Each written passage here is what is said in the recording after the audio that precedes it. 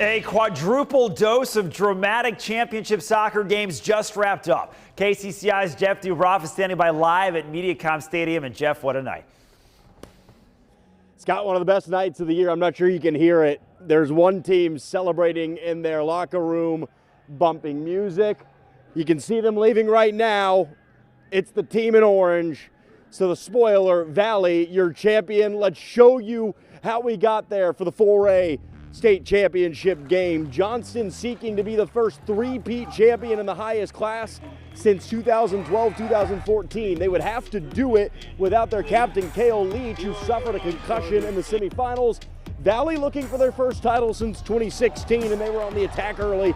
Graham Kenworthy kick inside. Keenan Sakanovic, right place, right time, right result. 6 minutes into the game, we have our first goal. It's 1-0. Valley led 2-0 with about 10 minutes to go in the first half. And how about this? Valley, the goaltender Alexander Poyton, unbelievable, stymied via tip from Caden Nguyen. Unreal. Valley took a 2-0 lead into the locker room at half. In the second half, it's Poyton who was just an absolute brick wall in the net.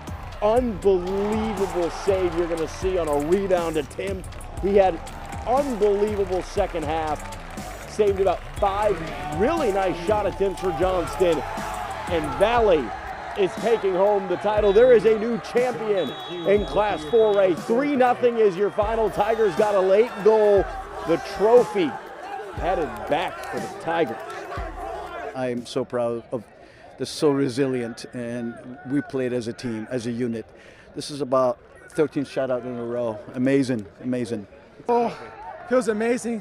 It's an unforgettable moment, but yeah, it's great.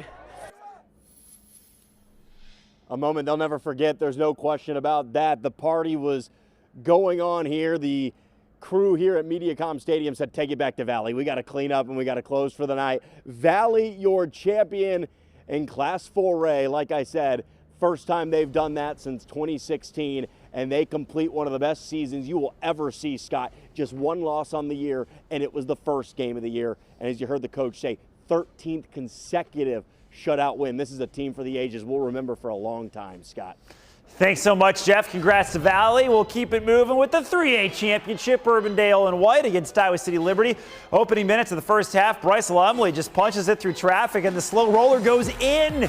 The Jayhawks get the early lead, and that was all she wrote. They hadn't won a title since 2002. The drought is over. Coach John Mullins and the Jayhawks raise the trophy as state champions in Class 2A, and the trophy, there it is.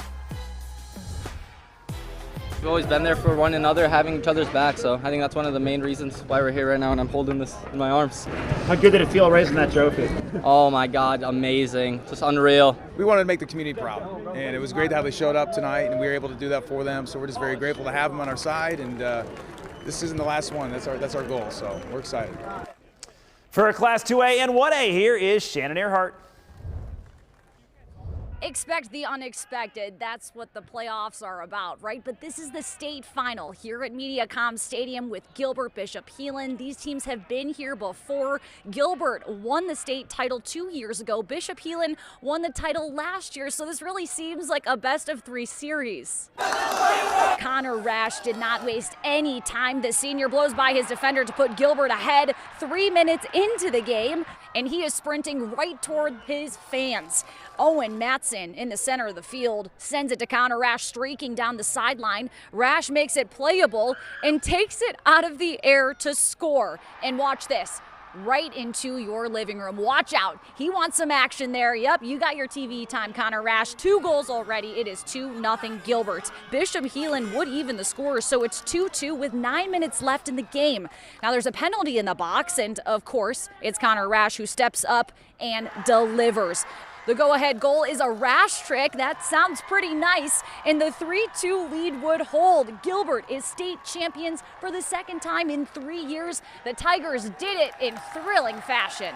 Just really happy to celebrate with the team after. It's going to be an amazing time. Blessed, happy, humble. And yeah, I'm so blessed these guys to experience it with me. And all glory to the God above.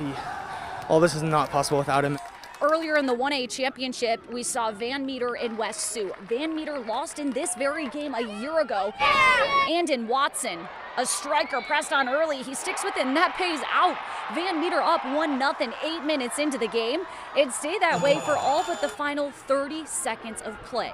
West Sioux on a desperation tear serves it back into the box. There's no whistle, but Van Meter is caught watching as Jonathan Flores Topete scores the equalizer that sends this game to overtime.